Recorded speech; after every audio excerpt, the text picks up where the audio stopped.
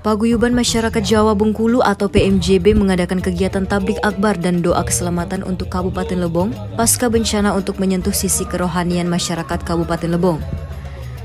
Kegiatan ini berlokasi di lapangan Gardu Pandang PLTA TES Kabupaten Lebong pada hari Sabtu 25 Mei 2024. Pelaksanaan tablik akbar yang diikuti dengan antusias oleh masyarakat luas juga dihadiri oleh Pemda Lebong dan unsur Muspida Kabupaten Lebong, Kemenak Kabupaten Lebong beserta jajaran dan seluruh camat dan warganya yang ada di sekitar lokasi terdampak bencana.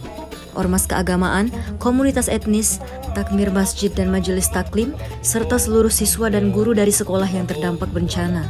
Pada kegiatan ini, Wakil Bupati Dr. Andes Fahru Rozi menyampaikan apresiasi dan ucapan terima kasih karena telah diadakannya acara Pagubayan di Kabupaten Lebong. Adapun acara yang dilaksanakan yaitu tablik akbar, sholawat Nabi, penampilan hadroh, dan dilanjutkan dengan doa bersama.